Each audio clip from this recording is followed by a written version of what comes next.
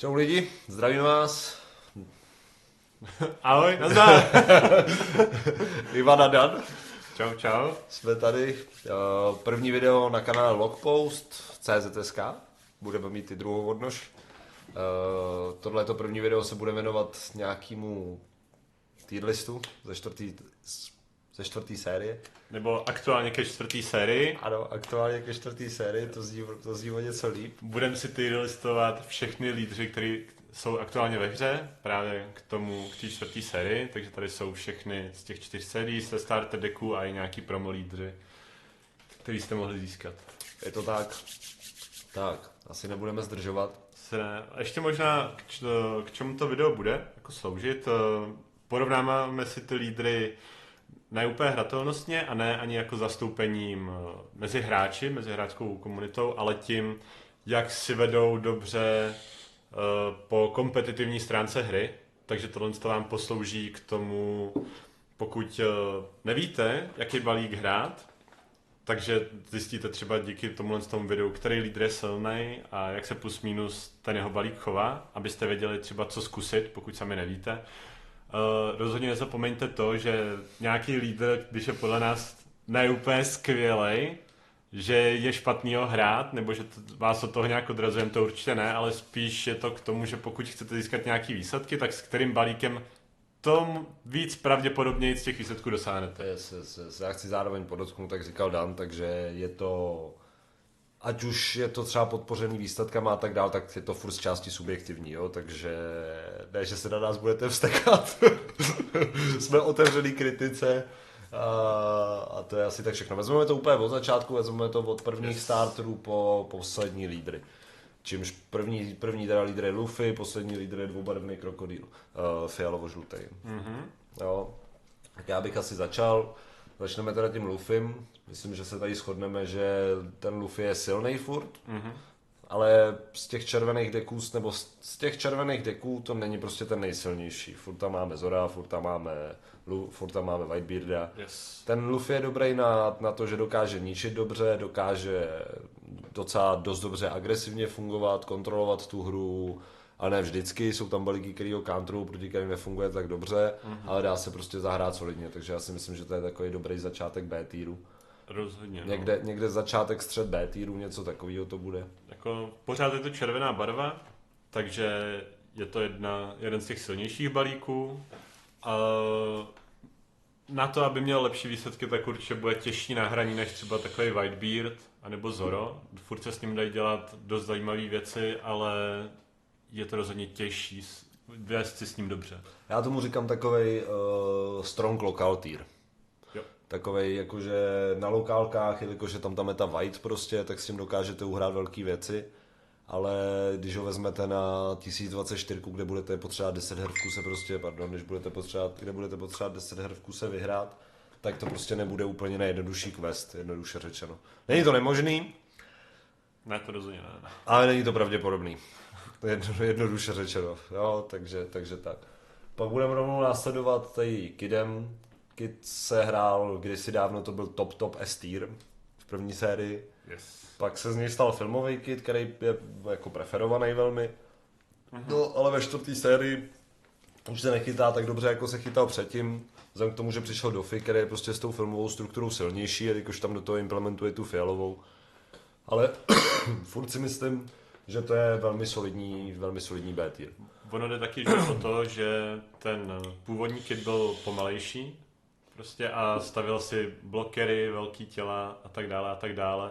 A v té první sérii to mělo větší úspěch, protože nebylo tolik způsobů, jak se s takovýhlema charakterama na stole vypořádat a byl to ohromný problém, ale teď už jsme dostali víc nástrojů, jak se s nima vypořádat, ať už třeba modrá barva teď dostala Red Rock a červená má hromadu ničení obecně a tak.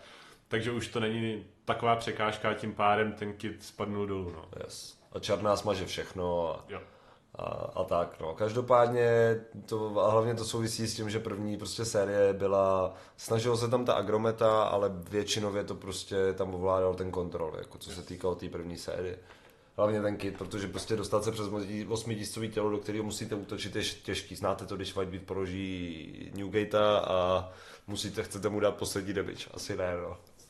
Já si chci pak dát nějaký pivo, protože to mě vždycky úplně zabije. Chceš pivo? Ne. Ale když si Whitebeard dá Newgate, tak to jsem pak vždycky ready složit karty a jít někam do hospody. To jsem na vodku potom. No, takže bych ho dal do B týru někam úplně jako nahoru toho filmového kina, protože furt je to svižný, furt je to, ta filmová verze furt je svižná, furt to má krásnou křivku, furt si to dobře líže a tak dál, ale prostě ztrácí to vůči těm nejlepším dekům furt. A vůči tomu Ačku, který bude taky už docela zaplněný, tak si myslím, že to tam nepatří. Myslím si, že když už, tak někam jako hodně dozadu do Ačka, pokud byste to tam měli, ale já za mě spíš prostě Bčko. Jo, tak nějaký ty hráči, co z toho udělají to Ačko, tak je spíš nějaký výkyv od té normy, který bychom čekali, že právě bude v tom B týru. No. Jakože určitě jsou hráči, kteří si s tím povedou líp a nějaký co hůř, ale takovej ten průměr bych čekal tady. No. Jo, no, jednoznačně jsou. Což takhle bude vlastně se všema těma balíkama, co tady budeme říkat. To, že řekneme, že to je v B týru, neznamená, že to někdo nezahraje jako S týr, ale většinou spíš ne. Většinou spíš ne, no. Většinou spíš. Jako ten double swing je prostě furt silnej, bude silnej asi vždycky. Ten lídr prostě si najde svoje místo v té metě někde prostě vždycky, ale jde o to, jaký dostane support okolo. No. Tady ten lídr má prostě tu hrozně super výhodu, jako většina těch lídrů z toho prvního setu a tak, a ze starterů, že ta jeho schopnost je sama o sobě dobrá a není to tak úplně, nezávisí to na nějakých konkrétních kartách. Teď, abych to přiblížil, o čem mluvím, tak třeba v trojce vyšel zelený Kuro a to funguje prostě jenom se zelenýma East Blue kartama a to jako hrozně omezuje tu schopnost. Když tohle prostě zahodit jako kartu, to prostě vždycky si najde své místo. Souhlasím, je to tak. No, ta zelená nemá teď úplně nejlepší support na světě, už ho nemá dlouho docela. A proto třeba, když si vezmete v porovnání LoL, tak ten se prostě hraje furt druhá série, ale ten balík má prostě, no tomu se dostaneme, jo. Jdem dál. Teďkon máme tu krokodýla a to za mě je teď jako velmi silný deck. Rovnou tam plácni. Tak já ho tam plácnu, je to někde nahoře v Ačku. Za mě, jako já věřím tomu, že ho třeba dokážu zahrát na S tier, že spousta lidí ho dokáže zahrát na S tier.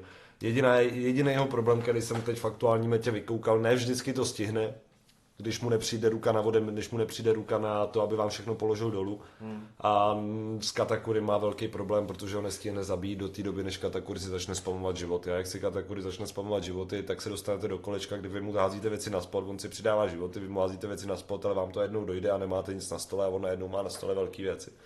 A do tohohle kolečka se většinou dostat nechcete, takže musíte zvolit prostě agresivní strategii. Ale ten deck je hlavně silný v tom, že dokáže neskutečně ukontrolovat tu hru, ale neskutečně. Má z třetí série, tam má 3000 Worlds, který vám prostě odemelou jakýkoliv pětkový charakter dolů, ať je to Marko, ať je to Borsalino, ať je to Sabo, ať je to cokoliv, co se nedá zničit, na co se nedá šáhnout normálně, tak Krokodil si s tím poradí. No, taky Borsalino, to si říkal, že jo? Prostě Borsalino. Černý věci, které nejdou zabít efektama, jako nějaký smokři, taky a tak. A pak ty nesmrtelný Markové, ke kterým má přístup červená, že právě nejdou zabít na efekt, pokud zahodí kartu z ruky, jako event, že jo, nebo Whitebeard Pirates kartu. A tím si to obejdete, takže pápecka. Do toho navíc teď ve čtvrtý sérii vyšel celý Beast Engine a jedna z nejsilnějších karet ve čtvrtý sérii, což je Red Rock. Prostě je to 6 donů, jo, ale za 6 donů vyřešíte všechno. Jo. Cokoliv, jo, Whitebearda, Kida, Mámu, Katakuriho, prostě od A do Z, Luffyho v černý, co si vzpomenete, prostě vyřešíte a je to fakt jako bolestivý. A ty všech 6 donů, zdá se to hodně, ale není to tolik, jako ve finále. A plus Krokodil má ještě navíc schopnost, že když jste na 10 donech, nebo většinou to nepoužijete dřív, ale když jste na 10 donech, tak můžete použít, nebo můžete ji použít kdykoliv, ale na 10 donech se to vyplatí, že odebelete si 4 dony a dáte mu něco za 5 amín do ruky, prostě tím ho hrozně zpomalíte. Když si vezmete, že zahrajete Red Rock, tím hodíte velký prase na spod balíku a za minus 4 dony mu dáte něco do ruky. A ještě předtím můžete něco za ty 4 dony zahrát, protože je to jenom za 4 dony, že je odeberete, což znamená, že nemusí být aktivní, tak je to hrozně silný. Dokážete se teoreticky se za jedno kolo dokážete skrz Red Rock, 3000 volts a jeho schopnost bavit 3 věcí, co má na stole, které jsou 5 kost a jakýkoliv kost. Což je hrozně silný. Ten Krokodil se hraje na 2 verze, já preferuju tu Beast verzi, protože je svižnější, rychlejší, má lepší hledání, ale většina lidí, co jsem koukal teď, když se s ním umisťovali se vysoko v top 30 prostě, tak preferuju tu Sentomaru verzi, protože si dokážete cheatovat prostě pacifisty 6000 a blokery na stůl, což je super, ale za mě to vázne v tom, že tu Sentomaru jednoduše zabijete prostě, je jednoduše odstranitelná. Proto to nehraju já, ale chápu každýho, kdo to hraje, mně se ta Beast verze prostě líbí víc, protože má krásnou křivku, 1, 3, 5 a krásně to hledá, no. A dostal to support jako svině, protože ta modrá Beast verze, modrý Beast karty vyšly až ve 40, takže jich tam nafrkali prostě hrozný množství. Jednoduše řečeno. Pak tu máme Kaida. Kaido, takhle, to je zase, všichni ty lídři z těch starterů původních jsou velmi hratelný. Mně přišlo, že byli dobře udělaný, dobře vymyšlený a nebyly to prostě žádný trash. Ten Kaido... Tak jako vanilkové prostě. No. Jo, přesně, ten Kaido má prostě furt, má krásný support, dokáže krásně ničit stůl, ale má prostě furt tu samou nevýhodu jako mě vždycky a mít vždycky bude, když ho rychle zabijete, tak umře. Ale u něj speciálně, protože prostě fialová má všechno drahý, než tam dostane 10kovýho Kaida, než tam dostane za 6 kingy, vy mu tam nebudete pokládat ty věci a prostě ho zabijete. Je to, takže furt je to silný, ale za mě je to někde úplně jako konec B týru, možná začátek C týru, jo. Něco takového. Uvidíme, ještě si s tím pohrajeme. Pak tu máme krále, no. Zora, krále pekla, to je prostě, máte rádi, hráli jste Magicy, máte rádi gobliny, hráli jste cokoliv, kde máte rádi agro, je to balík pro vás. Typický agro balíček. Prostě dáte když teda je pravda, že ke konci té 3. edice, tak se hrál takový i na půl kontrol, kde měl hodně eventů a spíš kontroloval ten board a v tu chvíli, kdy to ukontroloval, tak se přepnul do toho agra a šel face. To teďkon si myslím, že zase ustoupí, protože na to prostě ten balíček teďkon už nemá čas, vzhledem k tomu, že vyšel ty modrý deky, který to ukontrolují a tak. Tak si nemůže prostě dovolit to hrát na ten styl, takže to bude zase jenom čistý agro. A Katakuri ho neukontrolujete prostě, takže nemá to jako cenu moc. S Katakurim to byl už i předtím vždycky jako hrozně těžký matchup, tam jste spíš stejně kontrolovat nechtěli a chtěli to spíš tlačit. Je to tak. Takže ho dáme? Dáme ho, já bych ho dal úplně nahoru do Ačka. Jo, je to furt strašně silný na to agro, furt prostě vám to dokáže udělat peklo, prostě bude to rozjíždět malý charaktery, který bude furt točit, vy nebudete mít čas se jich zbavovat, protože jich je hrozně moc, všechny je budete muset zabít a potřebujete dobrý kontrol nebo deck, který to prostě vykantruje. Nějaký support teďkom v té 4. edici úplně nedostalo a furt tam zase klasicky hraje ty karty, které jste tam hráli předtím, takže Marko, Zoro, Luffy. Je to furt stejný skoro. Jediný support, co to dostalo ve 4. sérii, je event za 0, zahodíte kartu, dostanete plus 3000. Protože nemůžete hrát Radical Beamy, protože jsou bannutý, což je správně za mě. Ale potřebujete další eventy a máte jenom Guard Point, jeden Radical, tak si tam naházíte ještě 2x Batmaner's Kick a máte prostě pojištěno, že můžete si vyhodit plonkou kartu, kterou nepotřebujete a jakože jich máte docela dost, třeba vyhodíte 1000 counter místo 3000 a je to no. To je asi k Zorovi bych tomu víc neříkal, protože to je tak jako straightforward deck, že tam není jako moc nad čím přemýšlet extra v tuhletu chvíli.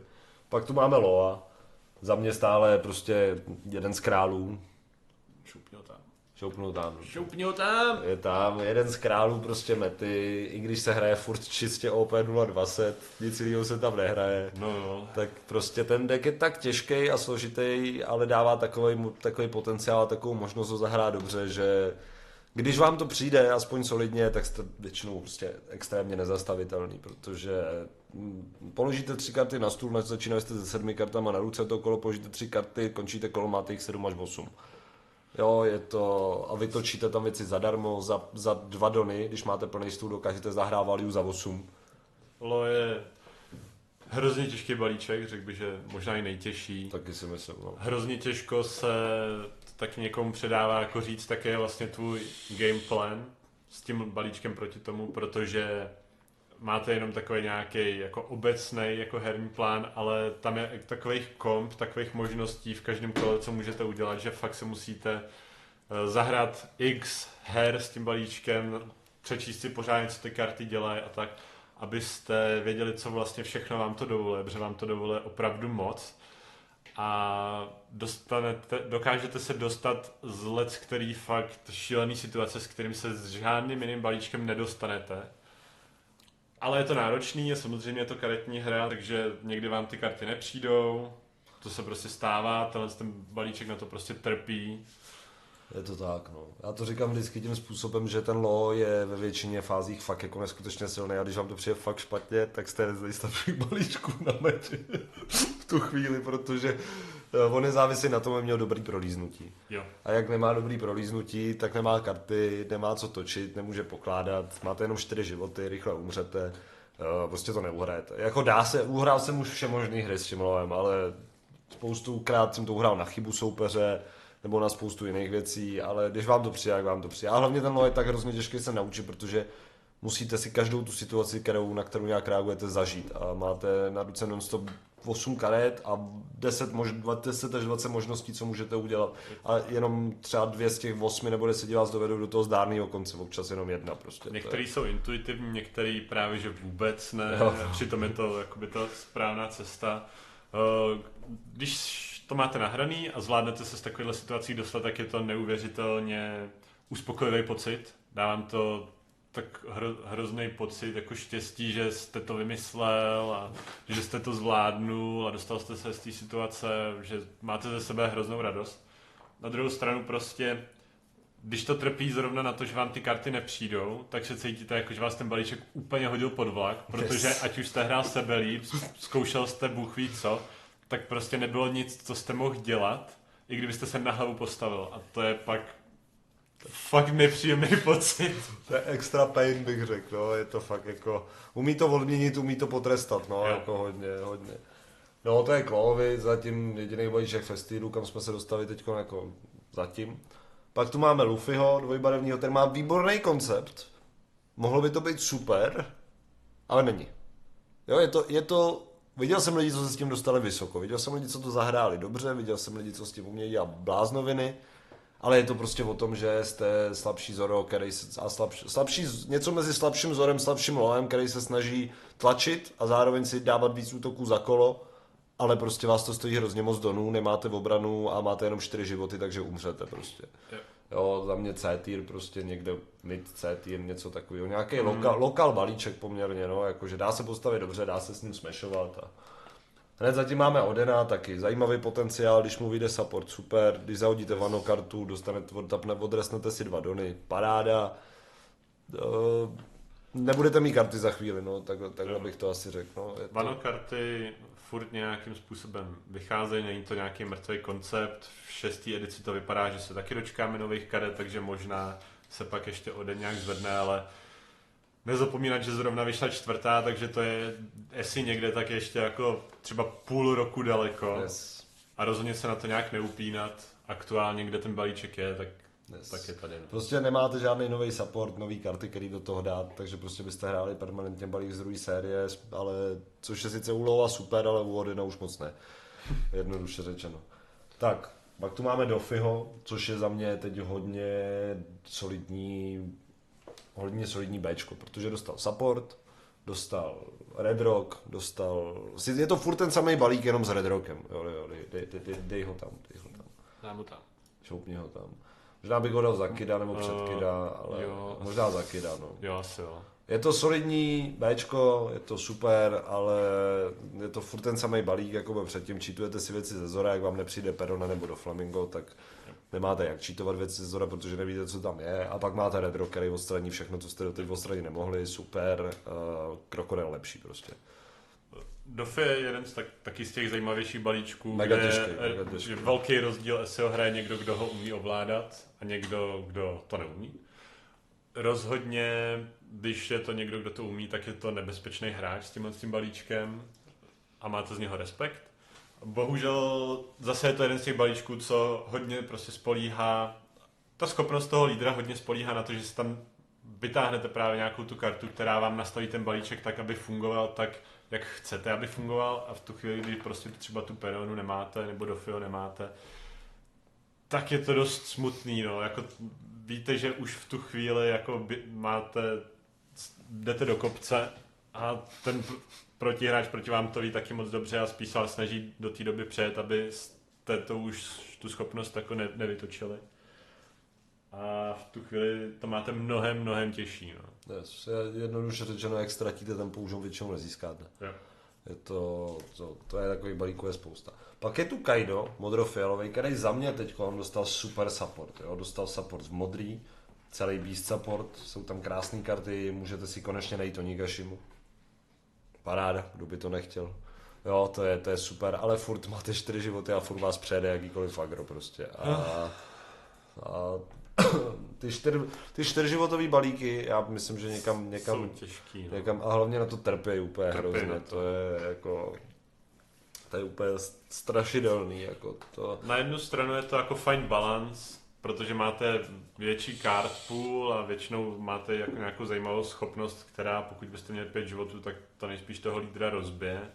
Na druhou stranu těch lídrů dvojbarevných, co mají jenom ty 4 životy a jsou nějaké reálně jako kompetitivně použitelný, tak jich je prostě málo. Napočítáme na jedné ruce maximálně, si myslím. Ještě bych řekl, že je to nejvíc tady ty balíky teď aktuálně trpí na to, že je prostě ta pressure meta. Je meta, kde se snažíte toho soupeře prostě umlátit co nejrychleji. Nesnažíte se ho ukontrolovat, snažíte se ho prostě ubít. A na to ty balíky trpí, protože oni jsou právě většinou postaveni na to, že kontrolujou, ale nedokážou kontrolovat něco jako je Zoro prostě, nebo Whitebeard, prostě to nedokážou. A Katakuri už vůbec ne, to je na kontrolování, to je asi nejhorší deck prostě. Zoro je špatný na kontrolování, ale furt má malý charakter, který se dají zabíjet a neháže si je ze životu jen tak. Za to Katakuri a žlutá, ta si to tam prostě plácá jak chce, vy se něčeho zbavíte, neútočíte do něj a máte to tam zase prostě, to je. A když už tam přijde a pak tam přijde něco velkého, vy se toho zbavíte a on to tam dá zase, přidá si život a něco vám hodí do životu nebo sobě dá do životu a nalízne si z toho karty a známe to. Pak je tu krokodýl, dvoubarevný. Yes. Hrozně zajímavý koncept balíku. Yes. Ale ten balík furt umí jenom to, že přežije. Estýr! Ne.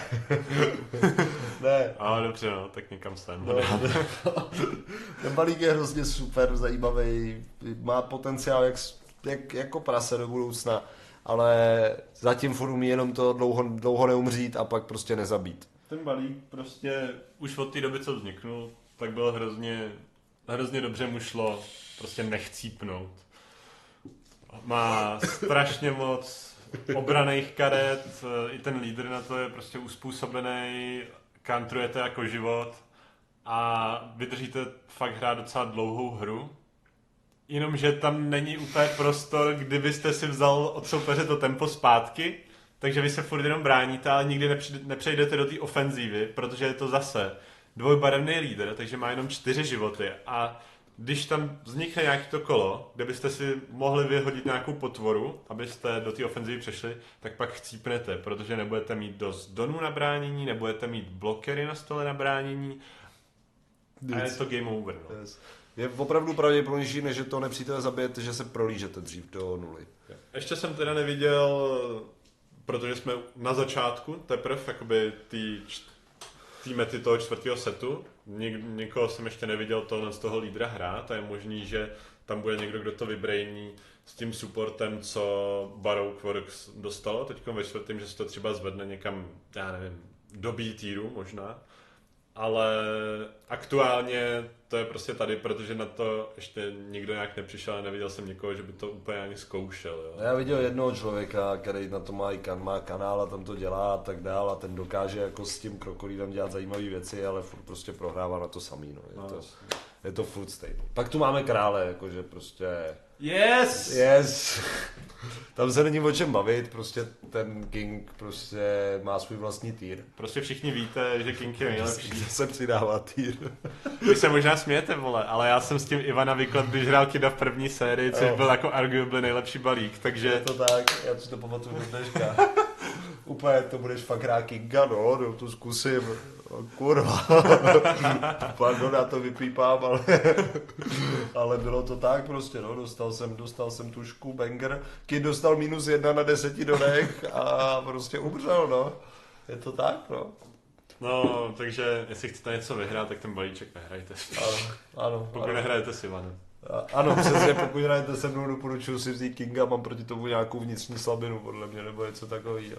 Pak tu máme, my tu máme ty zástupce toho, oni vyšli docela ve stejnou chvíli, ty skvělý deky, koukám. Pak tu máme Utu, která arguably není až tak špatná, protože je červená. Ale já nejsem schopen jí dát nikam jinam než do toho mým týru, protože z těch červených je opravdu nejhorší. Jako, Ona má přístup k těm dobrým kartám, jenom protože je prostě červená. A červená má libový karty, tam jako to není jakoby moc o čem, ale jestli si u tu někam vezmete a nejste úplnej blázen, tak je to prostě do lokálního storu, do nájady třeba, jo. Ale pokud máte pro strach uděláno a jste fakt koulař, jako tak to vezmete na regionálky. Takový lidi jsme už jako viděli, jako tleskáme ve stoje, ale překvapivě se nedostali do topky, no. Je to překvapivý. Já jsem dokonce viděl i modrofialovýho krokodýla, který uhrál 5-0 na regionálkách a skončil 5-5. Víš, on se dostaneš do té vyšší divize těch hráčů a pak tě prostě ubijou k smrti. To je... No, tak jako regionálky a jak takovýhle turné fungují, tak to už je téma samo pro sebe, že jo. A je to tak. Pak tu máme Shankse. Já bych chtěl říct nápad dobrý, ale ne. Odeberete si 3 dony, přidáte si všem filmovým charakterům 2000, no takový jeden, nebo 3, nebo něco takového, ale prostě vás to stojí dony furt a nemáte ten půl na to tam pokládat, nemáte levné věci, které něco dělají, nemáte prostě nic takový hodně slabý Kaido, no. Takový silnější King. Přemýšlíme si, nevycházejí nějaké vlastně fialový filmový karty, ne? Furt jsou jenom ty z toho startu. Ty se hrajou do film teď, který je zvládnou utilizovat daleko líp než tady Shanks, který vyšel přímo proto. Je to bohužel smutný, je to tak. Jo. Pak tu máme Sakadukiho. Teď mně se ten balík nelíbí, ale má prostě potenciál. Jo. Jako někdo to hraje, jo. Je tam jako možnost dobře zabíjet, ale musíte to prostě stahovat na tu nulu. Jo. A jako viděl jsem i nějaký, který si s tím vedli dobře, ale furt mi přijde, že jsou jako lepší černý lídři, že tohle je úplně not the way to go. Tady jsem musel přesvědčit Ivana, že to asi dáme spíš do toho C týru a ne do mým týru. Jo. Je to tak, no, protože to je... Ale jako jo, asi je to lepší, než to bylo, možná o něco a třeba to bude někdy dobrý, když bude existovat spousta karet, který budou všechno snižovat na nulu, nebo já nevím. Ale to je asi dost podobný vlastně principiálně Utě, že Uta není tak špatná, protože je červená, tak Sakazuki není tak špatný, protože je černý a černá má taky prostě dobrý karty, no. Je to tak, no. Pak tady máme, o tom se asi nemusíme bavit, to je bílej klobásník, to je buď číslo 1 deck, číslo 2 deck, číslo 3 deck, kdo ví, jedno z toho, ty decky v tom Mestýru jsou si hodně podobný, nebo jako hodně nepodobný hratelnosti, ale tím, jak jsou silný. Ale prostě tlačíte, berete si karty a jediná vaše šance na prohru prakticky je, že si špatně nalížete. Whitebeard je prostě strašný zvíře. Je to tak. Když proti sobě máte někoho, kdo vlastně neví, jak proti tomu chce hrát, tak s největší pravděpodobností vyhrajete. Máte dostatek karet, protože si lížete ze životů, kterých máte raketu. Jste 6000 lídr, takže pohodlnějce vám útočí a pohodlnějce vám brání. A je to červená, takže máte velmi silné karty a tam není jakoby moc o čem. Prostě mělo to být 6000 a mít to 5 životů. Nebo 5000 a mít to 6 životů. Nebo něco takového. Ale máte moc času na to neumřít. Tady jako co za to mluví je i to, že vlastně kvůli tomu lídrovi jsou karty, které jsou na restricted listu nebo na ban listu. V podstatě případě na restricted listu, což je Radical Beam, Newgate za 9 donů a pak ještě Blocker Marco. No a od začátku je tam vlastně karta na ban listu. A ještě ten Moby Dick, že jo? Stage. To vydali a zjistili, že to nemůže vydat, že to se s tím nemůže hrát, protože aby všechny vaše karty Whitebeard dostaly plus 2000. To je šílený. Včetně lídra. To je šílený. A pořád na tom restricted listu jsou, potom co vyšla teďkon ta 4. tak z toho neodešli, což je jedině dobře. A i přes tohle si ten lídr fakt jako vede neuvěřitelně, no, i na těch prostě velkých světových eventech. Takže když zase vyjde nějaký ban nebo restrict, tak si dvakrát rozmyslete, než začnete brečet, protože to vůbec nemusí nic znamenat. Přesně tak. Ten Whitebeard má prostě šílený základ. Za 6000 každý kolo, 6 životů a každý kolo si berete život. Zní to jako, že se zabijíte, no to se zabijíte, a najednou máte v ruce knihu místo karet a můžete si vybrat, co uděláte a máte neuvěřitelné množství obrany bez toho, aniž byste měli jakýkoliv blokera na stole. Máte obranu, hledávám to, to je blbost. Tím, že dostáváte jenom ty karty do ruky, tak jasně, že máte obranu, ale taky máte větší pravděpodobnost na to, že narazíte na ty vaše důležité kousky, které potřebujete hitnout, jako je Marco, Luffy. Ace, Luffy. Yes, čtyřkový dropy jako Franky, jako Speedgel, jako Atmos, jako Luffy. Všechny, Ace, White, no, když položí, jak říkal Dan, když položí Whitebearda jako prostě Newgate, tak má tam jednoho v tom balíku. A stejně to ty hráči většinou zahrajou.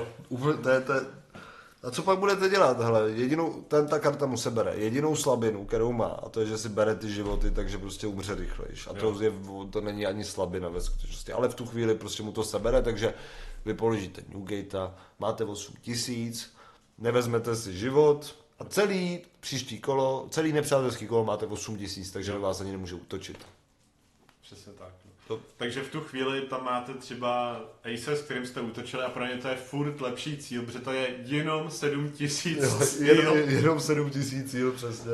Jako teď, jak už jsou ty restricted listy a tak už si to nezažijete, pokud někdy v daleké budoucnosti prostě ta hra nebude někde úplně jinde a Newgate si to bude moc dovolit, aby to nebylo restricted, což si nemyslím, že se úplně stane v blízké dohledné budoucnosti. Ne, snad ne, prosím.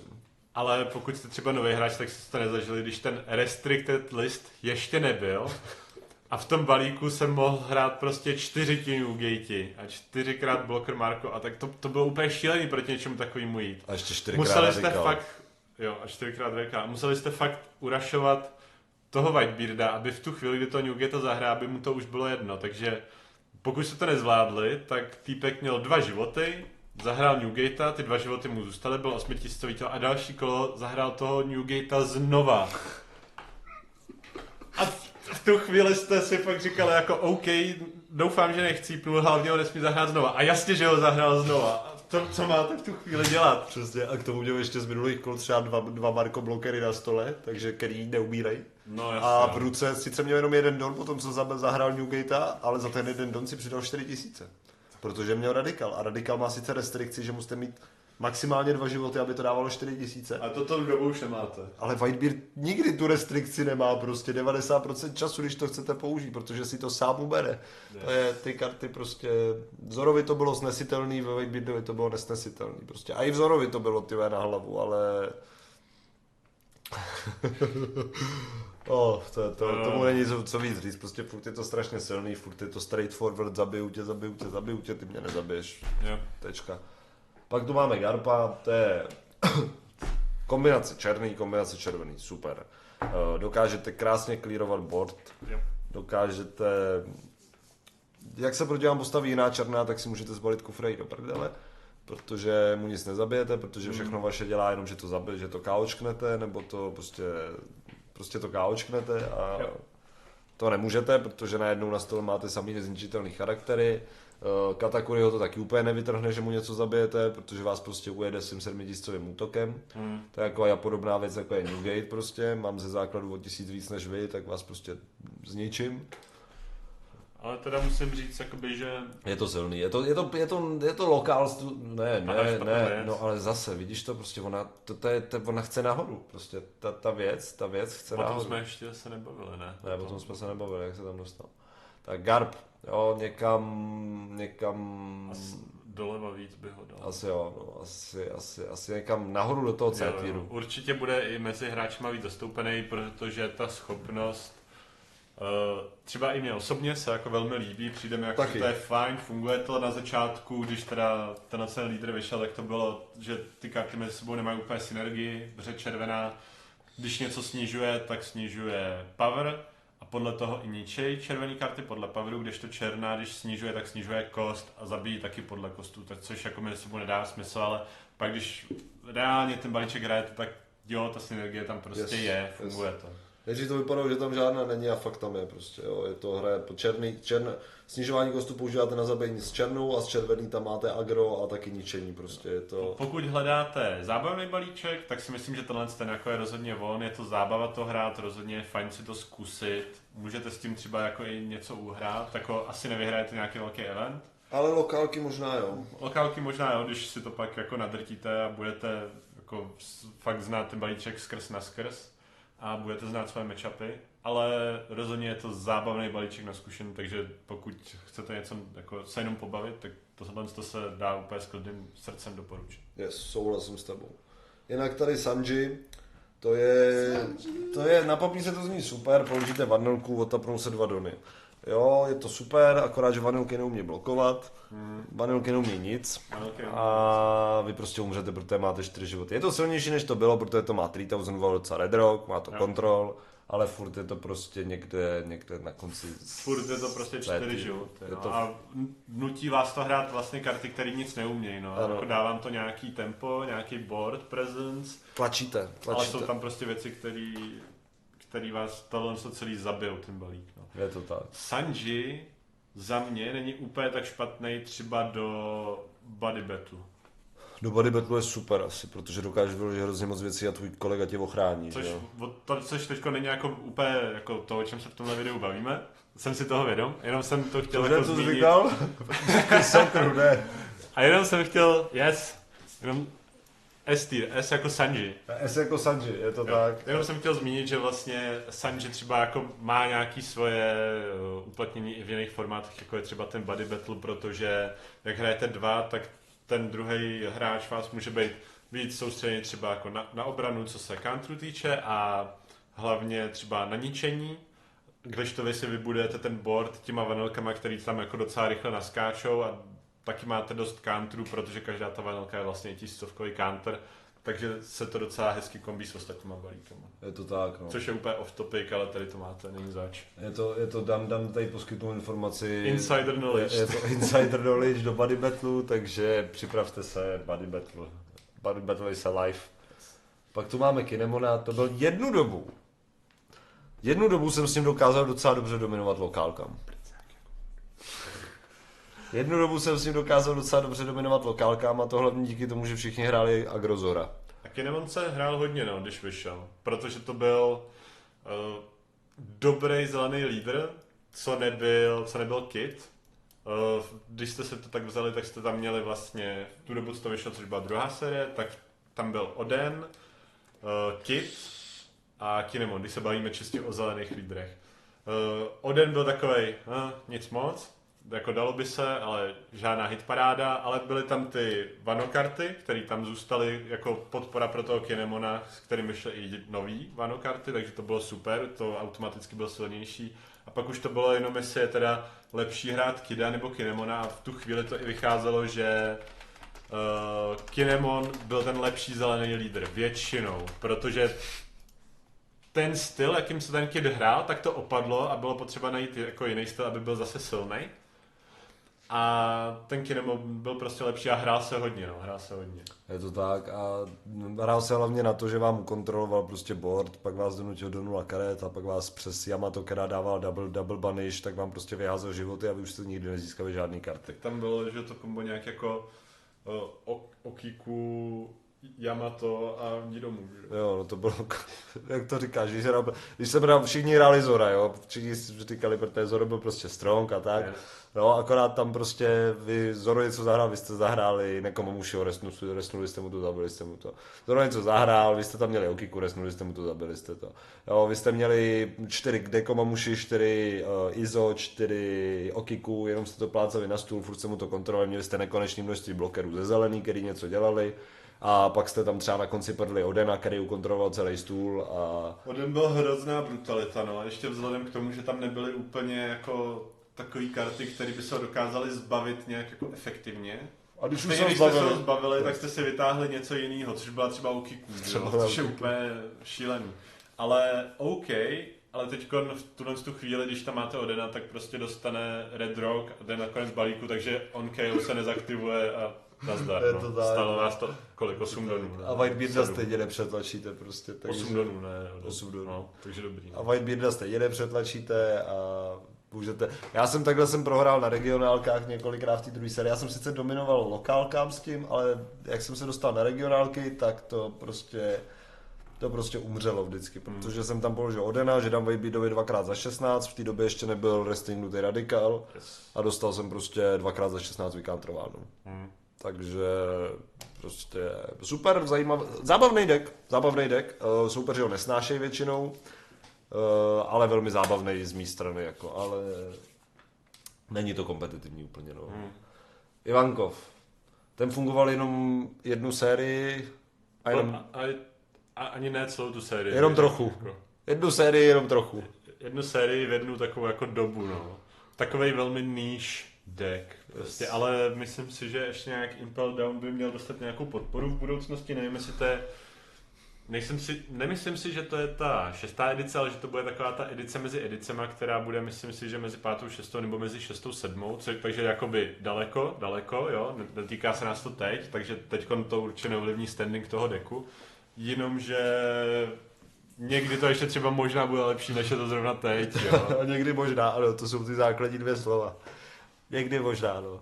Tak, tady můj deck, nahypený deck, který jsem nahypil, docela jsem s ním lokálně byl úspěšný, pak jsem s ním docela dost klamal na regionálkách.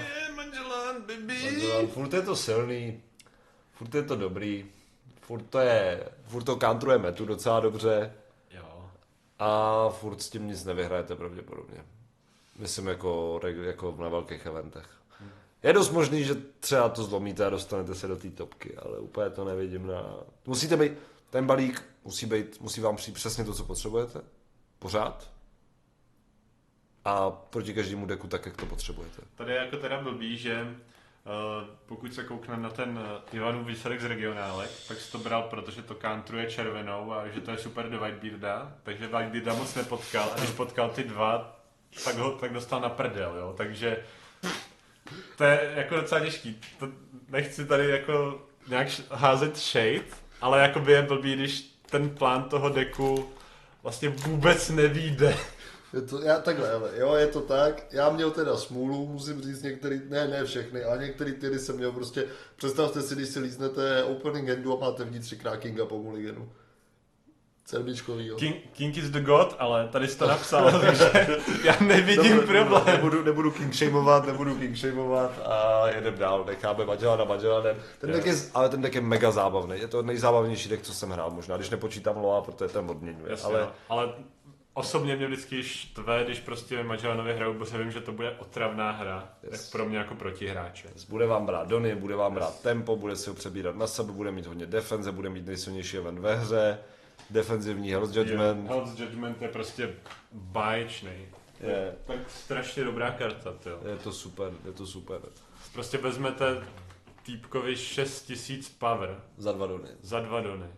Ještě tak prostě, jak se vám to hodí a ideálně v tu situaci, kdy už on s tím nemůže vůbec nic udělat a když s tím něco udělá, tak je to takový velký don investment, že mu prostě zabijete kolo. A máte hodně 2000 counterů a prostě přežijete skoro všechno, ale ne tak jednoduše zabijete zas, no, takový jako makový. No. Pak tu máme Zephyra, hezký potenciál, ale zase má 4 životy prostě. Má 4 životy a ten deck je prostě pomalej, protože ta jeho abilita je fajn, ale aby to bylo nějaký reálný ohrožení pro protihráč, tak potřebujete mít něco, co mu mínusuje kost těch jeho karet. Takže buď je to malej kuzan, který na tom stole nikdy dlouho nevydrží. Umře hned. A nebo to je velký kuzan, ale to fakt zahrajete, až když máte těch 10 donů. A to je docela dost daleko. A do té doby se snažíte nějak jako přežít, přiblížit se tomu kolu třeba jako i něčemu, co vám dá nějak don, nebo tak. Ale v dnešní prostě metě, která je tak hrozně rychlá, tak pro ten balík je jako těžký dostat se vůbec do té svojí fáze, kdy vlastně konečně dělá pořádně to, co po něm chcete a dovede toho soupeře ohrozit. A to je prostě problém, je pomalej, no. Je pomalej a má 4 životy. Takže prostě přijde Zoro, zabije vás, přijde Whitebeard, zabije vás, přijde Katakuri, zabije vás. Pak chytíte někoho z lokála, jak tak ho porazíte, protože má nějaký lokální deck. Hele, s tím Zephyrem reálně jako nechcete používat tu schopnost dřív, než máte fakt těch 10 donů. Protože ideálně potřebujete toho kuzana, zahrajete ho a pak začnete používat schopnost. A klidně každý kolo. To je jako už v pohodě. Sice jako máte timer, protože vám dojdou dony a přestanete být hrozba, protože se každý kolo za tu schopnost minusujete o 4, takže další kolo jste jako o -2 dony krátký a takhle jako furt jdete dolů a dolů. Takže v tu chvíli vám běží časovač, dokdy musíte tu hru ukončit nebo jste prohráli. Ale na druhou stranu, proč říkám, že to chcete použít až na těch 10? Protože v tu chvíli, kdy to použijete dřív, tak už vám v tu chvíli teče do bod, že není jiný východisko, než tu schopnost použít. A když ji použijete, tak to vaše kolo, když zahrajete velkého kuzena, tak to už nepřijde. Skoro jistě už nepřijde a v tu chvíli prostě jste v háji. Je to tak, je to jak říká Dan, vy se snažíte kontrolovat po celou dobu té hry těma černýma věcma, občas nějakýma fialovejma, ale dneska už to není tak horký, jak to bylo, protože tady máte úplně ten samý deck, který má za minus 4 velmi podobnou schopnost, jenom to vrací do ruky, ale má 5 životů a dokáže věci odemílat na spod balíku. Je to modrý krokodýl prostě. Je to lepší, jak se to stalo sem, jo, tam patříš vlastně. Dáme ti, ale proč to jsi ty? Jak se tam dostal, kluku? No. Co se děje? Pak tu máme Smokera. Za mě je to mega podceňovaný, je to mega dobrý a furt je to strašně silný. Smoker je dobrý, no. Prostě máte pravděpodobně útok za 7 většinou.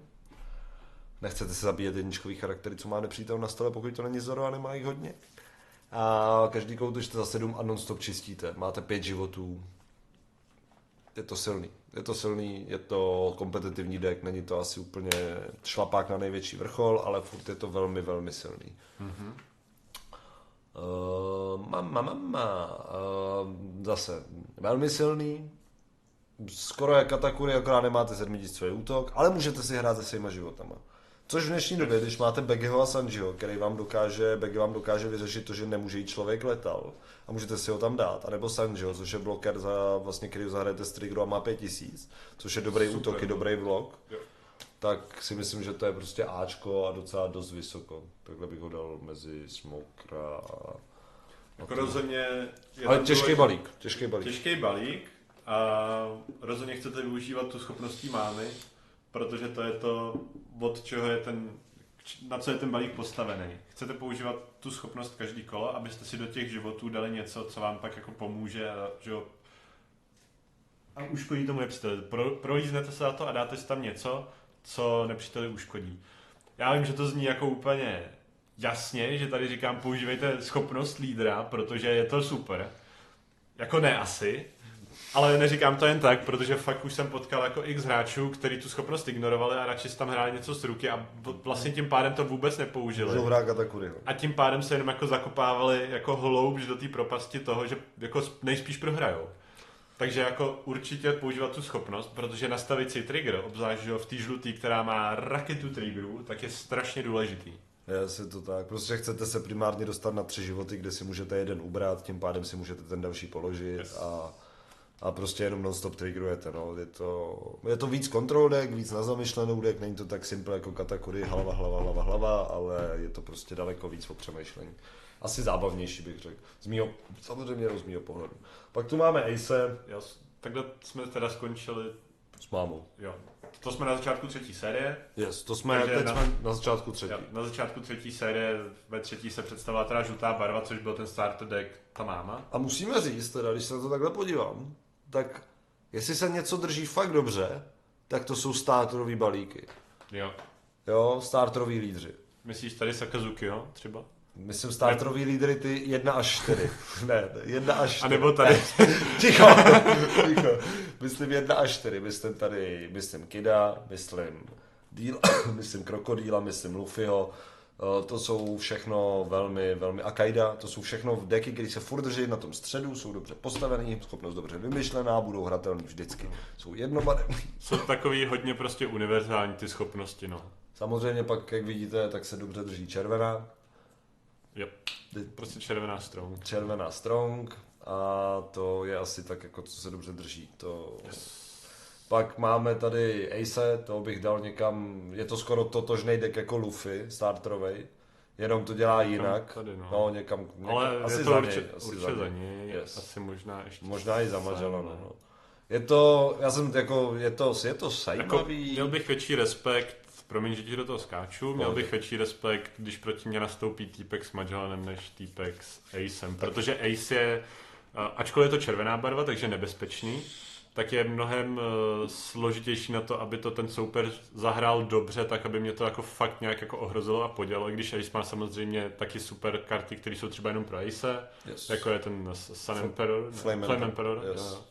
Kdežto prostě Magellan, když tam prostě bude házet ty felovic, co mě mínusujou a tak ten hráč nemusí umět hrát, to se prostě jakoby v tomhle případě hraje samo a ty karty mě podělávají jako sami, když to tady se musí aspoň snažit. Takže i proto to je vlastně níž, protože to je jako těžší balíček. Ale je to takový těs. Ta jeho schopnost není tak silná. Ta schopnost není tak silná, ale je to dobrý. Je to jako občas vám to umí zachránit krk nebo vyhrát hru, ale moc často ne, popravdě. Jo, abyste vyhodili evem, přidám to 1000. Je to velmi situační, není to tak, že kolem to hrajete jako jiní lídři. Za to Luffy, jeho schopnost, přidám restej do někam, každý kolo použitelná. Každý kolo použitelná, ta schopnost je univerzální, dobrá, jste červený, tak jste rychlí, jste kontrolujete, máte dobrý draw pool, máte všechno, jenom prostě nejste Zoro. Ace není takový ten typ toho balíku, kde prostě OK, můj lídr dělá tohle a postavím kolem toho celý balík, jako je třeba Zoro nebo Law, ale je to prostě jako můj lídr tady něco umí a když na to přijde, tak je to super, ale rozhodně jako to nebudu používat každý kolo. No. Yes. To je podobný jak prostě jak třeba máma, krokodýl a tak dále. Okolo mámy to postavíte, ale taky to nemůžete používat prostě každý kolo. Je to složitější, musíte si najít ty musíte prostě... k tomu taky dospět, protože tam máš nějaký 2 životy a míň, to můžeš použít teprve. Yes, přesně tak. Pak tu máme Kura, vypadalo to dobře. Takovej novej kit to vypadalo, fajnově, no. Ale ten support nebyl dostatečný. Ten support byl postavený vyloženě na kontrolu rychlejch decků.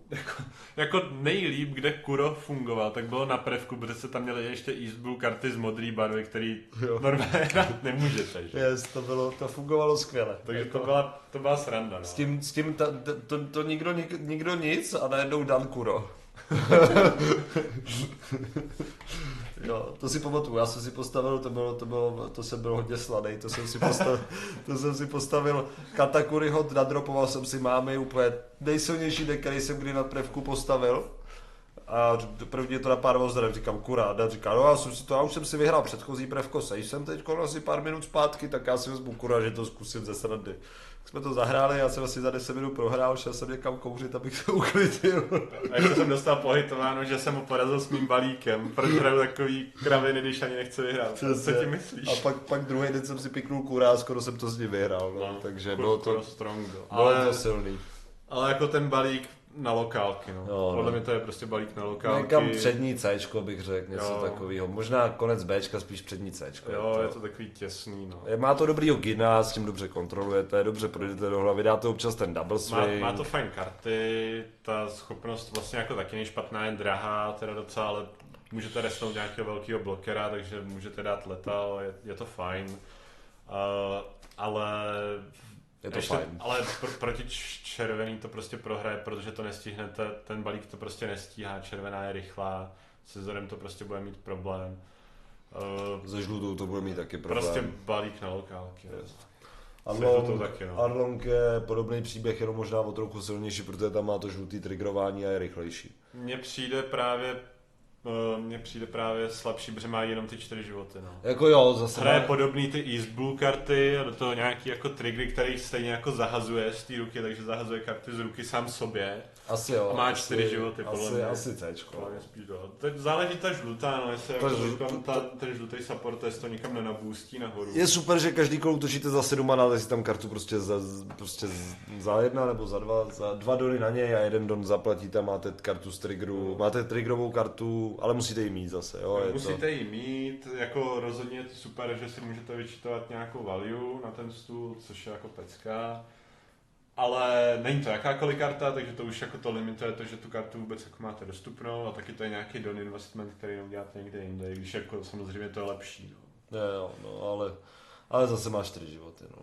Většinou to porážím prostě, no. Je to dobře si to dokáže poradit třeba se Zorem občas, když ten Zoro to nemá úplně nejrychlejší na světě.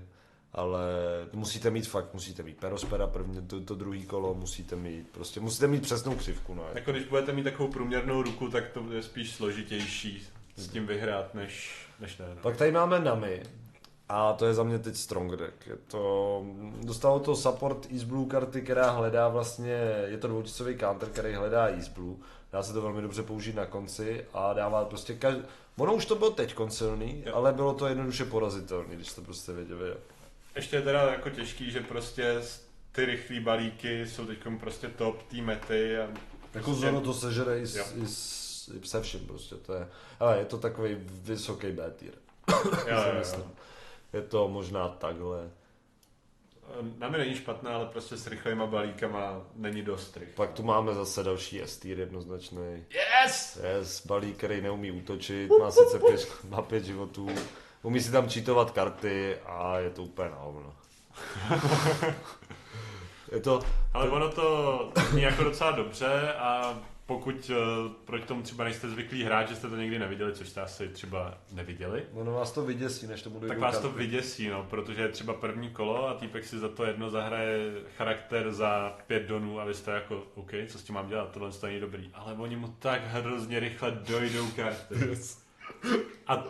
A pak vás nemůže prostě ohrozit, protože má nějaký charaktery na stole, s tím jste schopný se vypořádat, protože jsou karty, co to zabijou, karty, co to pošlou na spod decku a tak. Jeden bloker. A ten líder, ten nezautočí. Takže vlastně, když se toho charaktera zbavíte, tak nemůže udělat nic. -1 útok non-stop prostě. A vy se pak dostanete do fáze, kdy máte taky dony a taky si tam můžete pokládat ty věci, celý mu to smažete a on nemá karty, protože nemá dobrý draw, má jeden draw, který mu něco líže a ještě to je filová, takže tam není třeba tolik toho counterování. Yes. Obzvlášť pokud to hrajete pak na to CP9, což teda na CP9 na ten na Galila Company. Což musíte hrát, protože kolem toho je celý ten balík a když to nebudete postavený. Jestli to nebudete hrát na Galila Company, tak jste úplně šílený. Jako třeba Animal Kingdom. Já mám od nich šumají položit, ona sice jist nedělá, ale baví. No jasně, na styl, že jo. Jo, no baví. No, pak tím bych asi skončil. Tady dobrý. Proto jsem nikdo nepřišel. Pada ty ledovce. A máme tu tady lůž, jo, a to bych kategorizoval úplně stejně jako tady pana Smokera. Je to silný, a nevím, jestli oni jsou zaměnitelný, asi jsou, jeden může být lepší, jeden horší, za mě lepší Smoker. Prostě. Když ten Luči vycházel, tak se hodně říkalo, že to je prostě jako lepší Smoker a kdo by hrál Smokera, když jako nejlepší černý lídr je Luči, ale mně nakonec nikdy nepřišlo, že by to tak jako úplně bylo. Taky ne. Spíš mi přišlo, že jsou tak nějak jako podobně, no. Jeden je víc agresivní, jeden je víc defenzivní. Na tom Smokerovi je tak ta schopnost toho lídra jako reálnější, jakože spíš z toho vytočíte value každý kolo. Většinou, protože většinou obzvlášť proti těm červeným, který tam ty jednodropy prostě mají. A proti vlastně dneska už les, kterýmu balíku, protože v každý balík v podstatě hraje nějaký hledače, který stojí tak jako většinou jeden don. Kdežto ten Luči nebude rozhodně používat tu schopnost každý kolo, protože ho to zbavuje karet z ruky, ale může to rozhodnout třeba to poslední kolo. No. Jako určitě to nebudete hrát, jako se hrál dřív Kid do Kaida. To bylo mega vtipný. Dřív, když byl v první sérii, tak na Kida byla největší zbraň Kaido a nešlo to porazit. Než se přišlo na to, díky Romane, než se přišlo na to, že vám stačí každý kolo double swingnout. Takže já jsem takhle byl na prvním Treasure Cupu, kde jsem se umístil dobře a 30. místo, povedlo se, ale vyporazil jsem 3 kaidy ze 3 tím způsobem, že jsem za celý ty 3 hry položil dohromady 4 karty na stůl. Ty lidi mě nenáviděli. Protože jednu hru jsem položil jenom jednoho Begeho, jednu hru jsem položil jenom 7čkovýho Kida a jednu hru jsem položil, myslím, že Okiku a něco. To je život. Jo, no, a lidi mě nesnášeli jako ty kaidové. Hlavně ten první byl ještě v pohodě, to byla první hra, tak si řekl dobrý, tak jdu domů. Ten druhý, ten už byl z toho dost kyselý, no a ten třetí, tak ten si to ještě prohrál sám ke všemu, protože to je dlouhý příběh, zapomněl, co dělá pan Gibson. A tak, no. Life. Takže určitě to není stejný jako Kid, ale je to černá a černá je teď silnější než zelená s tím supportem, takže je to prostě černý. Pak tu máme mámu, žluto-černou a ta není úplně špatná. Protože má support černý, má support se žlutý, má zajímavou schopnost, která je extrémně drahá. Ale furt je to podle mě někde jako takový jako hezký Bčko. Možná nějak zaměnitelný tady. Je to docela, tady ty věci v tom Bčku jsou hodně zaměnitelné. Kromě toho předku, ten si myslím, že nějak tak jako sedí poměrně. Možná dám jim někam dál, blíž, nevím. Ale ta máma není špatná. Není. Umí to, co umí. Dělá podobné věci, co dělá žlutá máma, má prostě černé věci, takže dokáže mít nezničitelné věci na stole, ale dneska už se to prostě zbavíte všeho. Takže neřeší to. A má 4 životy. Pak tu máme novýho krále moří, nebo skoro král. Ty vole? Tak a pod ním je ten Katakuri je teďkom v centru. Pardon, to trošku prolítalo. Ten Katakuri, to byl trošku šembl z Odlova ze zhora, protože tam nechtěl toho Katakuria. Ale ten Katakuri tam teď jednoznačně patří. A nevím, jak tady jsou ty jednotlivé věci v tom. Je to jednoduchý, hele. Katakuri dostane od Loa, Lo dost často dostane od Gatea, ale Lo dokáže porazit oba a Newgate poráží taky Katakuriho většinou dost často, ale Katakuri zase skvěle poráží věci, které neporáží ty ostatní deky, takže podle mě jsou to 3 S-týry, tohleto teďkon, Katakuri prostě házíte to tam, útočíte do hlavy, dostanete se na 10 dunů, otočíte si life presence, jemu odeberete, sobě přidáte a nedej bože, že máte i druhou mámu a nedej bože, že máte třetí mámu. A najednou máte 5 životů a soupeř má 0 a 3 jste mu trashnuli. Moje strategie, jak se vyplatilo hrát proti Katakurimu, je mít nějaký blokery, kterých on se nemůže zbavit a jít hodně rychle do životu. Protože on vám pak nemůže odemlít. To je jako jediný, jak se mi to vyplatilo. Ale teď pro změnu už zase ten Katakuri má takovýho supportu, že vás nemusí vás ani odemílet životy, a on vás jenom umlátí. A každý kolo to útočí za 7.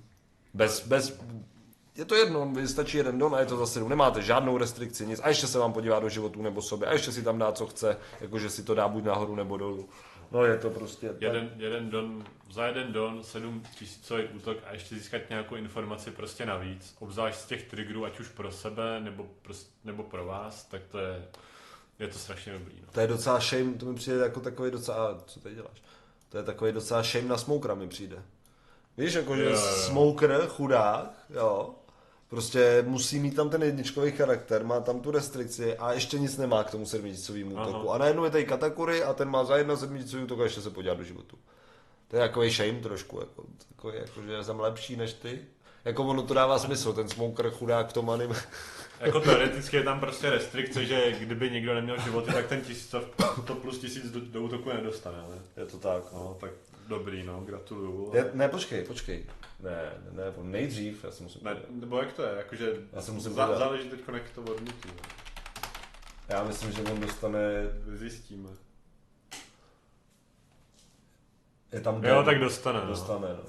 Jo, protože tam je jako up to one, takže to je jedno, takže prostě za jeden don 7 vždycky, i když nemáte život. Takže je to takový smoker na steroidech.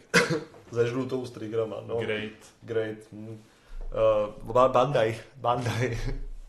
Bandai, no nebudu zprostej. Tak, pak tu máme Luffyho, to je černá, solidní černá, asi nejslabší z těch 3 černých lídrů, když nepočítám Sakazuki. Průměrně rozhodně.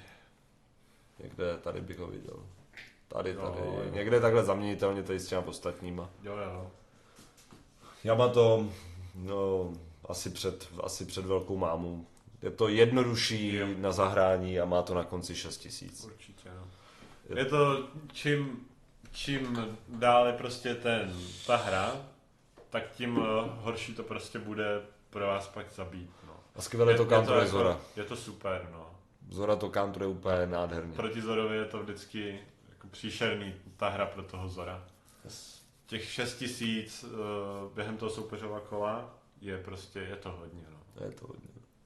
Pak tu máme Vivi, to je takový hezký vrchol Cčka. Takže začínáme tímhle začínáme, skončili jsme po nový startery vlastně, na konci 3. a začínáme tímhle 4. sérii. Jo. A to jsou jenom teda 3 dvojbarevní lídři, ale je tady ještě potřeba upozornit, že... 6 dvoubarevných lídrů. Jo, pardon, 6 dvoubarevných lídrů. Jsem se přeřekl. Pohodě. A Vivi a Rebecca nemůžou útočit, ale kompenzuje se jim to tak, že mají 5 životů jako vlastně normální lídr. Jako Iceberg, jenom jsou o dost lepší. Yes. Tak nějak, no. Iceberg byl takovej ten, já vám tady vyšlapu cestu, zjistím, jak moc špatný to je, a vy nebudete tak rozdý.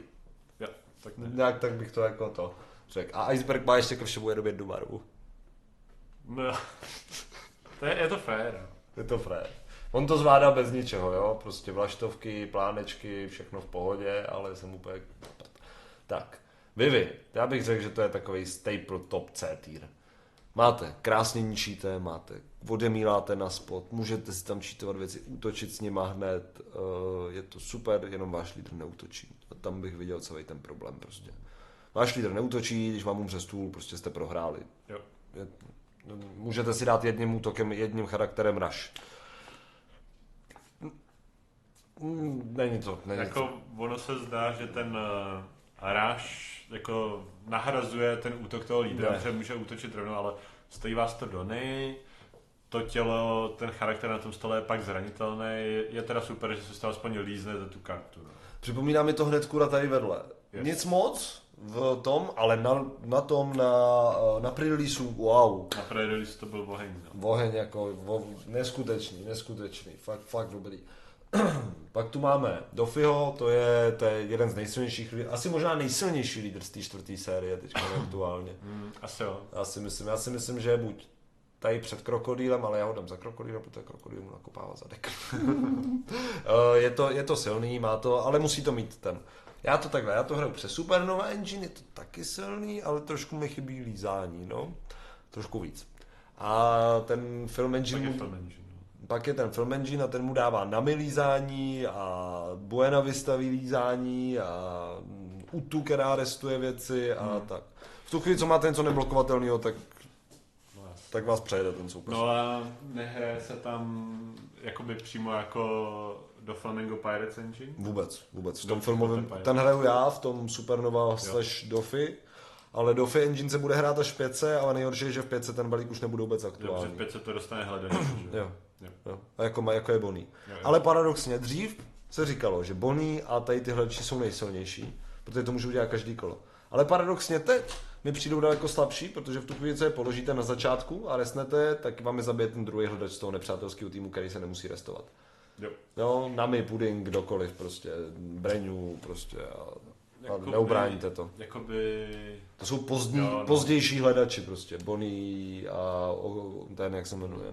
Rozhodně ty hledače vždycky zabíjejte, ještě i když jako ta hra pokročila, že za sebou máme skoro rok hraní, tak pořád jsou mezi námi hráči, kteří ty hledače, co hledají každý kolo, nezabíjejí. Prosím, zabíjejte ty hledače, co hledají každý kolo.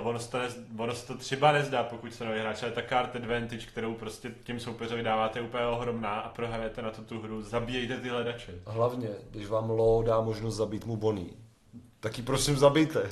Every time, vždycky normálně útoky za 8 do Bonnie, prostě zabijte ji. Když ji nezabijete, tak prostě on s ní udělá takovou value, že jste to v životě neviděli. A to bylo právě dobrý na Kidovi. Kidovi jste ji zabít prostě nemohli. On si předtím postavil 8 Kida, takhle si tam dal Don, abyste do ní nemohli útočit. A nebyl žádnej Vista. Byla jenom Robin umřela vždycky a nebylo nic prostě. Byla tam jet pistole. A jako jet pistolí zastřelit 1000 Bonnie, jako když už nebylo k zbytí, tak jo. Viděl jsem to. No. Když už nebylo zbytí, tak jo, že jo, protože jinak ten Kid si bude každý kolo lízat věci, kterým asi zachrání Kida, bude tam mít non-stop. No, ale teď prostě Lovi zabijte tu Bonnie. Zabijte mu tu Bonnie, jestli mu ji nezabijete, tak vás zabije. Rozhodně. Pak tu máme... Tak to byl Flamingo dvoubarevný. Je to takovej, na to, jak se říkal, že to bude strašně silný, tak je to takový mech furt trošku. Je to sice silný, ale je to takový mech. Protože prostě furt to poráží spousta deků. No. Ale jako bude to rozhodně je to dost zastoupený. Ano. Je to silný balíček. Je to silný balíček. To, že my říkáme, že to je nějaký mech, jako OK, ale pořád jako očekáváte velký zastoupení, bude z toho hodně hrát a furt je to silný. Jo? Neznamená to, že si tady vezmete Vivi a že to porazíte. Jo? Ne.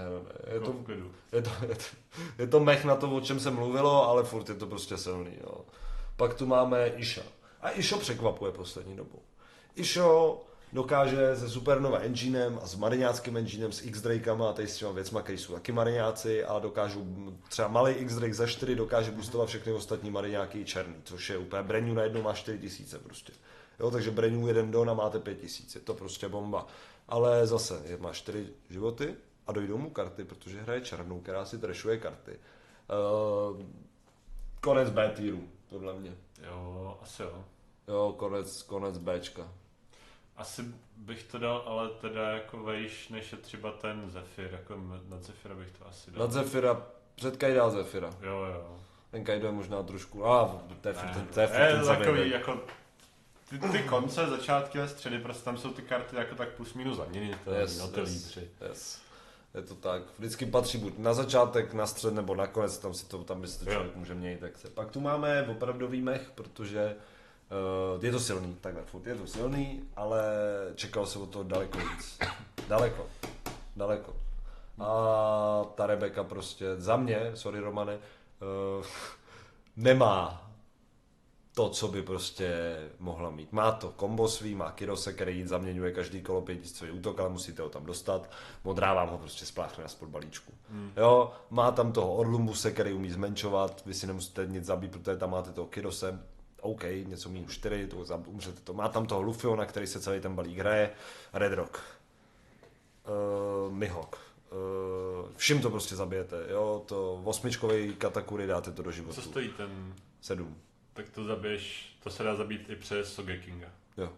Ne, Sogeking vrací 6. Jo, true. Přes do Flaminga. Přes do Flaminga. Vrátíš to do ruky. No. Jo, ta modrá, ten krokodýl to ničí, ta Rebecca je opravdu dobrá proti Zorovi, protože mu dokáže ukontrolovat ten board skrz ty všechny ničení těch jednokostů. Je opravdu solidní proti Whitebeardovi, protože si mu postaví hezkou obranu a ten Luffy mu všechno zabije prostě na stole. Ale to, že to counteruje červenou, ještě neznamená, já už jsem tohle zažil s Magelanem, to, že to counteruje červenou, ještě neznamená, že to bude vyhrávat. Je to silný, je to zajímavý, je to solidní, není to tak dobrý prostě, jak se říkalo, že to bude, není to prostě, za mě to prostě není ono. Spousta lidí to dává do S-týru, já si nemyslím, že to tam patří, já si myslím, že to patří nakonec toho Ačka maximálně, já bych to dali do Bčka klidně, jako dokud s tím prostě mi někdo neukáže, že to prostě je, že to je taková vražda, jaká to je, že by to mělo být v S-týru, tak prostě ne. Ono teďkom prostě podle mě budou se jen ty balíky, které se vypořádají, zvládnou vypořádat jak s červenou, tak s modrou, protože modrá teď dostává, že jo, fakt support tím Red Rockem, který dělá hrozně moc. A set zpátky ten 3000 Worlds. A je to prostě něco, s čím se musíte jako vypořádat, že už to není jako, že pár lidí někde jako si trošku cmrdne modrý, ale ty modrý se teď bude hrát fakt jako víc, určitě věřím tomu. Bude. Krokodýlové se teď 3 umístili v top 32, což je hodně solidní na to, že se krokodýlové modrý nikde neumísťovali. Takže je tam vidět ten support a Rebecca to nemá dobrý do žlutý. Jo, Katakuri vám dá toho Luffyho do životu, na konec životu. No, když jich nemáte hodně zrovna, tak prostě máte 4 v balíku. Jo? Jako já vím, že se ta Rebecca rychle prolíže, ale vy si ho pak vytrešnete, musíte se ho naházet zpátky tím druhým Luffym do balíku a prostě není to jistota. Pak tu máme Queenu, Dané. Yes, je tam ta Queena. Best deck, baby! Kam jí dáme? Dáme jí na konec Ačka? Jo, asi bych to tam dal, no. Já si myslím, že to má mega potenciál. Musíte to ukontrolovat. Taky si myslím. Musíte to jako ukontrolovat, to je prostě základ. Hele, ten deck je super. Zábavný. Mám ho rád. Ale... Je to fresh, mám to rád. Ale je to fresh třeba jako až ke konci jako té donové křivky, no. Musíte vydržet do toho endgameu, protože jestli přijde nějaký Zoro a stihne vás, mám vypráskat kožích ještě předtím, než se do toho endgameu dostanete, tak jako může to být fresh tyho sebe víc, ale vy jako jste mezi tím prohráli hru a dáváte si někde občerstvení, takže jako fajné. Ne, jako Queena, 4 životy, ale vlastně víc. Vlastně spoustu životů. To, že se motáte kolem jako 0 životů, vás úplně jako toho se nebojte, to se prostě stane. To si musíte zvyknout, protože nemáte takový resursy, protože kolem tohle je přesně ten deck, který se motá kolem schopnosti toho lídra, kolem toho stavíte celý ten deck, zahazujete country, protože chcete countrovat, máte tam eventy, které dávají na spodek balíčku, ty modrý, a pak tam máte spoustu, jako fakt raketu triggerů, takže i tím, že si přidáváte životy, tak jako několikrát za ten jeden souboj, tak prostě vytrigrujete. Jednou za tu hru prostě vytrigrujete prostě moc krát a máte tam malý blokery, který prostě z triggerů jdou rovnou do hry, máte tam Begeho, což buď je to dvoutisícový counter, což je super, nebo tím můžete soupeři překazit letal, máte tam Sanjiho, což je jako super bloker a taky pak, když na to přijde, tak velký tělo a ještě spoustu jako dalších věcí, no, ale hlavně tam máte ty blokuje tam jako fakt dost. Pokud se to dostane do endgameu, tak otočit tu hru pro toho soupeře je fakt těžký, protože si přidáváte životy, čímž ještě tam máte blokery, máte tam v tu dobu už nějaký prostě velký tělo a je pro něj těžký se s tím nějak vypořádat, protože stojí hodně donů a má velký power, takže na to s tím něco dělat je fakt jako náročný. Ale musíte se tam dostat, no. A pak můžete udělat taky hromadu chyb, kde prostě si tu hru prohrajete, ani nevíte jak. Jakože rozhodně je to složitý balíček na to, abyste to zahráli správně. Yes. A když to zahrajete správně, tak pro toho soupeře je to mega otravný. Z toho, co jsem to teď v pondělí hrál, tak si myslím, že moc otravnějších balíčků pro soupeře fakt není. Už si myslí, že vás má na lopatkách a najednou bum bum bum, tak já mám tady 3 životy a 4 blokery na stole, gratuluju pěkně a schválně. Přesně, nejlepší, zahraju Yamato, přidám si život, zautočím s jedním donem na lídrovi, přidám si život. Měl jsem 0 životů, teď mám 2, hraj si. Příští kolo měl jsem 0 životů, teď mám 2, hraj si.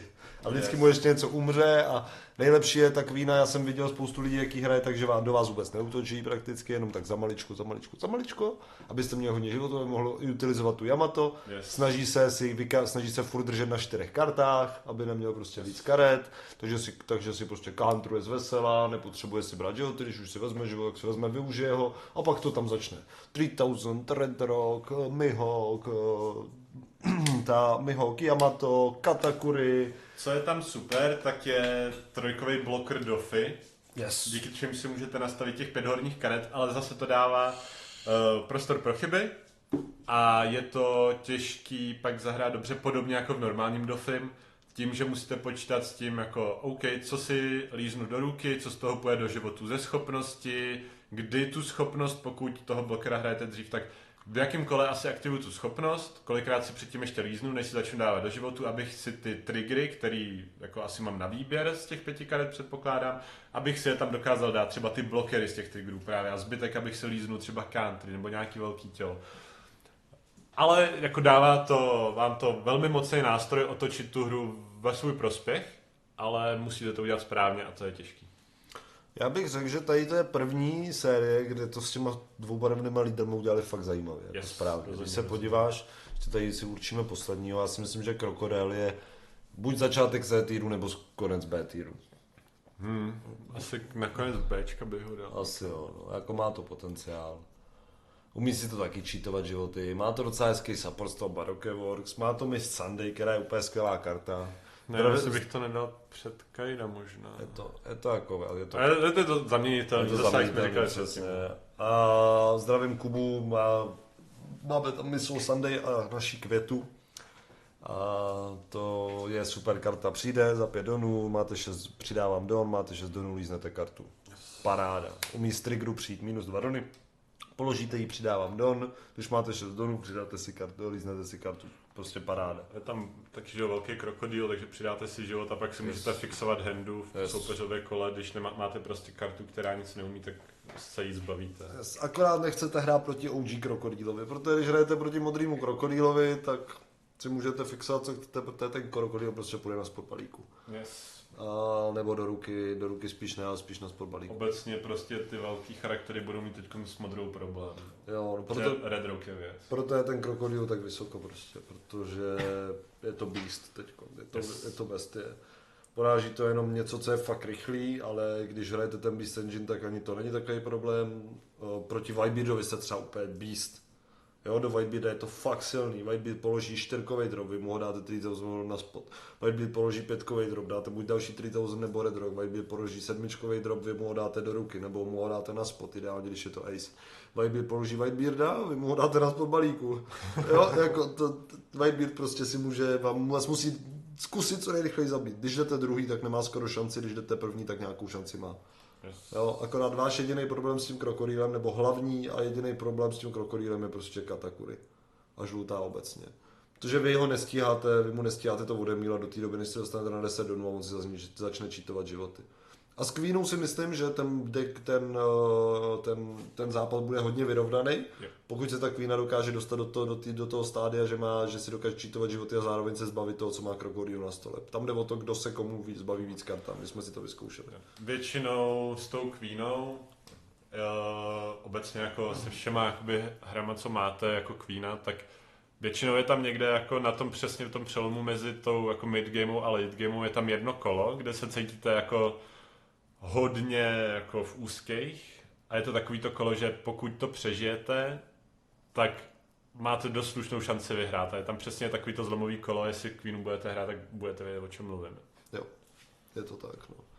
Ta Queena tam má to zlomový, ten bod zlomu, jak je ten nový film reklama, potřebujeme zaplatit. Ne, dobře. Jo, to je ten bod obnovy. Budeme tomu říkat bod zlomu. Bod zlomu je s Keanu Reevesem, že jo? Yes, to je lepší. Bod obnovy, no Queena má bod, a bod obnovy by se tomu taky dalo říct. Jo, to víš, jo. Dobře, pecka. Tak ale tohle je asi takhle za nás. Myslím si, že to bude jako docela dlouhý video, jak jsme na tom. Skoro hodina a půl. Ty krásu, kde to vidíš? Já už to vidím. No, tak si užijte tohle. Užijte si tady těch hodinu a půl. Informacemi nasasaný video. Ano, je to informacemi nasasaný video, my vám děkujeme. Ale snad vám to k něčemu bylo, když vám to k něčemu poradilo, nebo tak nechte nějaký koment. Jas, nechte koment, nechte lajčík, odebírejte, protože tam budeme mít teď 0. Takže potřebujeme víc. Začínáme teď. Bude i anglická verze tady toho. Za dobu neurčitou. Za dobu neurčitou, ano, ale všechno je v plánech. Budeme dělat nejenom tier listy, budeme dělat nějaký deck buildy, budeme dělat nějaký novinky. Nějaký gameplaye, novinky, informace o velkých turnajích, jak se na ně zaregistrovat, jak se tam dostat.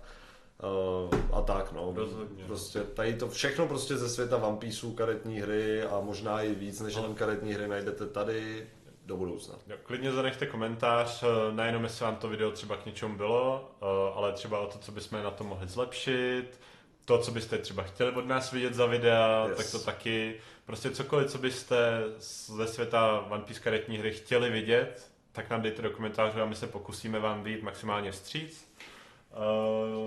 Tohle ten tier list bych jako asi uzavřel, takže to je teďkon k tomu podle našeho osobního názoru k začátku vlastně té 4. edice a průběžně za tu 4. edici ještě můžeme udělat 1 až 2 prostě další podle toho, jak se to bude vyvíjet. Prostě se aktualizujeme updaty, no. Ale tohle to bylo i takový jako trochu představení třeba pro nováčky, aby si udělali přehled, jak ty lídři nějak trochu fungují, což o některých jsme řekli víc, o některých míň, aby věděli, co od nich čekat, jak ta hra bude probíhat a tak dále a tak dále.